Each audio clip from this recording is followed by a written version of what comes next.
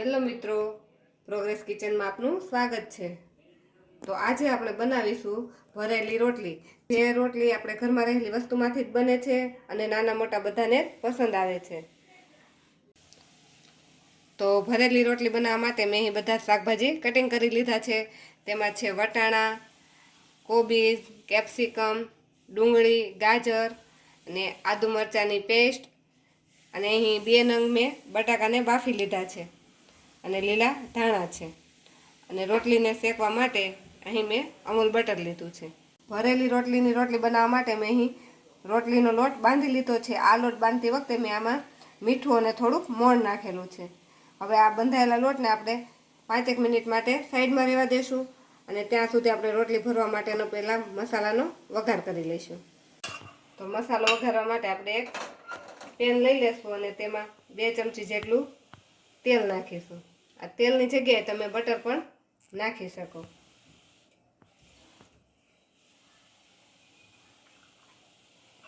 આપણું તેલ ગરમ થાય એટલે તેમાં આપણે અડધી ચમચી જીરું નાખીશું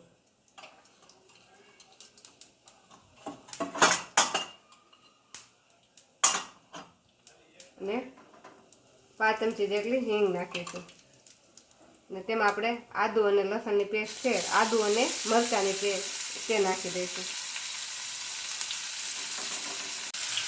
અને થોડીક વાર માટે આપણે તેલમાં આ રીતે સાતળી દઈશું।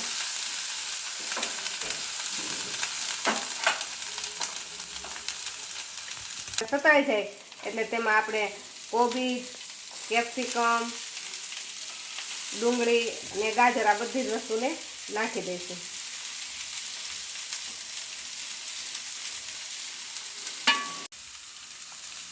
અને તેની સાથે આપણે બાફેલા વટાણા લીધા છે તે પણ નાખી દઈશું।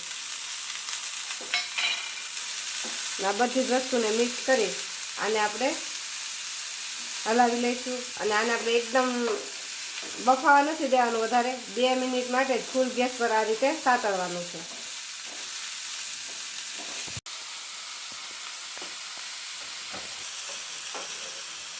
તો આપણે બધા શાકભાજીને આપણે 2 મિનિટ માટે સાતળતા તે આવા સોફ્ટ થઈ ગયા છે। હવે આમાં આપણે મસાલા કરી લઈશું। તો આપણે આમાં અડધી ચમચી હળદર નાખીશું, સ્વાદ પ્રમાણે મીઠું નાખીશું,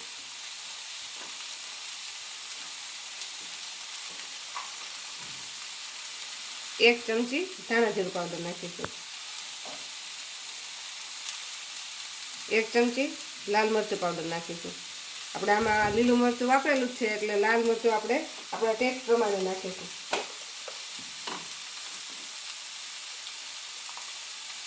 અડધી ચમચી ગરમ મસાલો નાખીશું, ખાંડ નાખીશું। હવે આ બધા જ મસાલાને આપણે મિક્સ કરી દઈશું।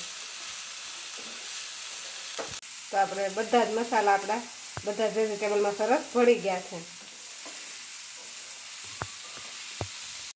તો હવે આપણા શાકભાજીમાં આપણે જે બાફેલા બટાકા હતા તેને મેશ કરી લીધા છે તે બટાકાને આપણે આ શાકભાજીમાં નાખી દઈશું।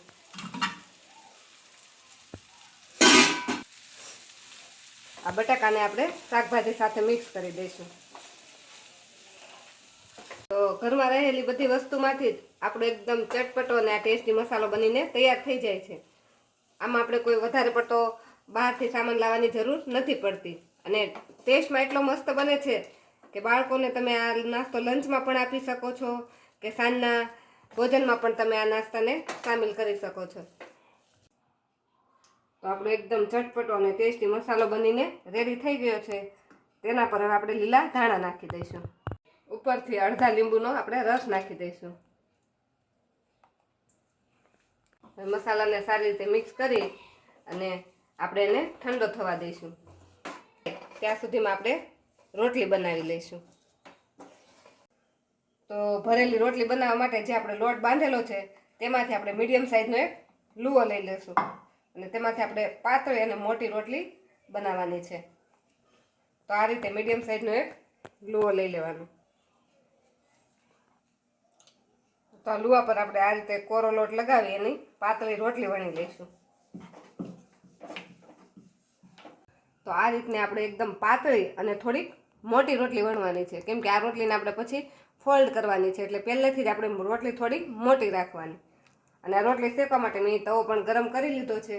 તો ધીમા ગેસ પર આ રોટલીને આપણે શેકવાની છે. તો એક સાઈડ જો આપણી રોટલીમાં થોડીક આ રીતે ડિઝાઇન પડે એટલે એને પલટાવી લઈશું અને કપડાની મદદથી આ રીતે દબાવી અને એને એકદમ ધીમા ગેસ પર શેકી લઈશું. તો આપણે બીજી સાઈડ પણ રોટલીમાં સરસ ડિઝાઇન પડી ગઈ છે. તો આવી રીતે આપણે બધી જ રોટલી બનાવી લઈશું.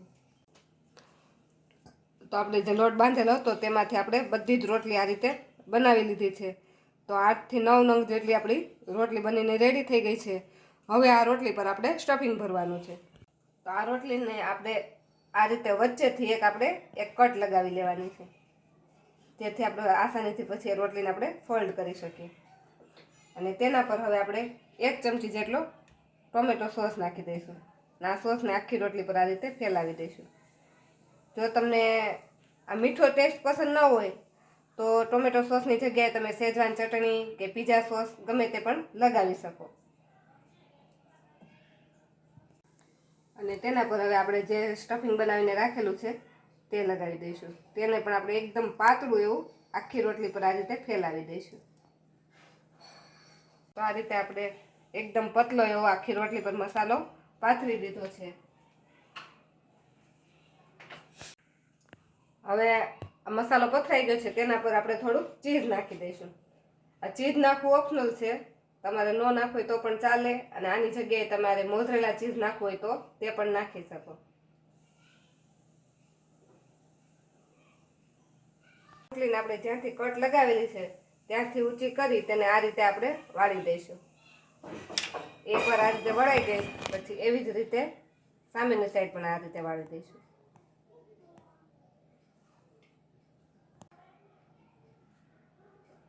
અને આવી જ રીતે ચોથી વાર પણ તેને આ રીતે આપણે વાળી દઈશું.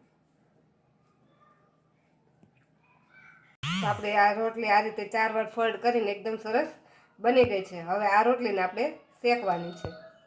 તો આ રીતે આપણે 2 રોટલીને ભરી લીધી છે. હવે આ રોટલીને આપણે શેકવાની છે. તો તેના માટે મેં તવાને ગરમ થવા મૂકી દીધો છે. આખા તવા પર આ રીતે બટર ફેલાવી દેવાની. અને તેના પર આપણે ભરેલી રોટલીને મૂકી દઈશું.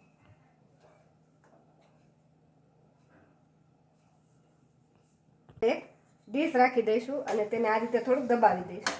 આ રીતે ડીશ રાખી દબાવશું એટલે તેના પર જે કલર આવશે તે રોટલીનો એકદમ ગોલ્ડન કલર થશે. અને આને આપણે એકદમ ધીમા ગેસ પર શેકાવા દેવાની છે.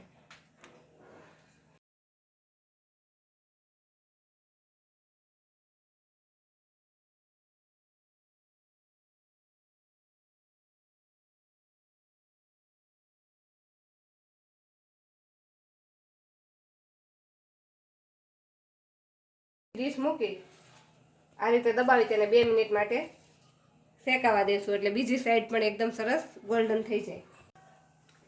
આપણી રોટલી બંને સાઈડથી ક્રિસ્પી થઈ ગઈ છે. તો હવે આ રોટલીને આપણે એક ડીશમાં લઈ લેશું. તો શાકભાજીથી ભરપૂર એકદમ ક્રિસ્પી અને એકદમ ટેસ્ટી ચટાકેદાર એવી આપણી ભરેલી રોટલી બનીને રેડી થઈ ગઈ છે. જો તમને મારો આજનો વિડીયો ગમ્યો હોય તો અમારા વિડીયોને લાઈક કરો અને પ્રોગ્રેસ કિચન ચેનલને સબસ્ક્રાઈબ કરો.